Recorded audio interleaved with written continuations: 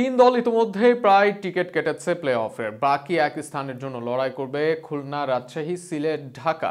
সেখানে সিলেট ও ঢাকার পিঠ দেওয়ালে, অন্যদিকে রাজশাহী, খুলনাও নেই খুব একটা স্বস্তিতে। সেক্ষেত্রে বিপিএল এ বর্তমান পয়েন্ট টেবিলে কোন দলের অবস্থান কোথায় তা নিয়ে থাকছে প্রতিবেদন। টি-20তে টানা 11 ম্যাচ জয়। সব ধরনের টি-20 ক্রিকেটেই টানা জয়ের দিক থেকে রংপুর রাইডার্স চলে এসেছে সেরা চারে। গ্লোবালি চ্যাম্পিয়ন হয়ে আসা দলটি নিজ লিগেও দেখাচ্ছে দাপট। এখন পর্যন্ত টুর্নামেন্টে 8 ম্যাচ খেলেছে দলটি। সেখানে সোহান, মাহিদি, খুশদিল, ইফতেখারদের সামনে পাত্তা পায়নি প্রতিপক্ষ দল। টুর্নামেন্টের এই পর্যায়ে তাই প্লে অফে যাওয়ার একমাত্র দল রংপুর রাইডার্স। এখনো প্লে অফ চূড়ান্ত হয়নি ফরচুন বরিশাল, চিটাগং কিংসের। তবে এই দুই দল প্লে অফে এক পা দিয়েই রেখেছে। বরিশাল হাই প্রোফাইল দল, রংপুরের সাথে 2 ম্যাচ হারলেও আসরে নিজেদের খেলা বাকি 5 ম্যাচে সহজ জয় পেয়েছে। আর ব্যাটে বলে ভারসাম্যপূর্ণ দল গড়া চিটাগং আসরের 8 ম্যাচে তুলে নিয়েছে 5 জয়।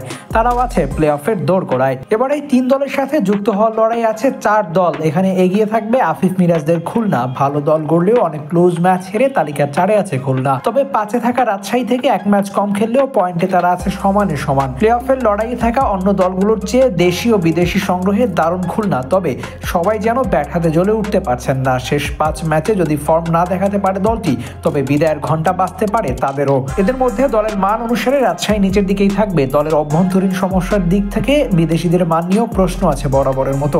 এর মাঝেও এনামুল, ইয়াসির, বারদের কল্যাণে জয় পেয়েছে তারা। তবে এর মাঝে শেষ ম্যাচে 111 রানে হেরেছে। এর বাইরে দলের অন্যতম সেরা পারফর্মার বারও পড়েছেন ইনজুরিতে। এমন অবস্থায় রাজশাহী কিভাবে কামব্যাক করবে সেটাই দেখার প্রশ্ন। সে তুলনায় অনেকটা খাদের কিনারায় ঢাকা ক্যাপিটালস ও সিলেট স্ট্রাইকার্স।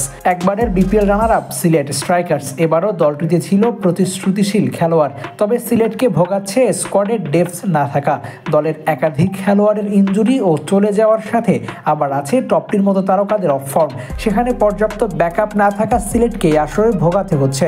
শেষ 4 ম্যাচে ভালো কিছু করতে না পারলে আবারও খালি হাতেই ফিরতে হবে সিলেট স্ট্রাইকার্সকে। শুরুতে অনেকটা ভালো মানের দল গড়েও ঢাকা আছে সবচেয়ে বিপদে। বিদেশি খেলোয়াড় না আসার সাথে ভালো মানের বিকল্প না বের করতে পারা। বোলিংয়ে ব্যাটিংয়ে খেলোয়াড়দের অফ ফর্ম ভোগাচ্ছে ঢাকাকে। আসর থেকে অনেকটা বিদায়ের সাথী পেয়েছে ঢাকা।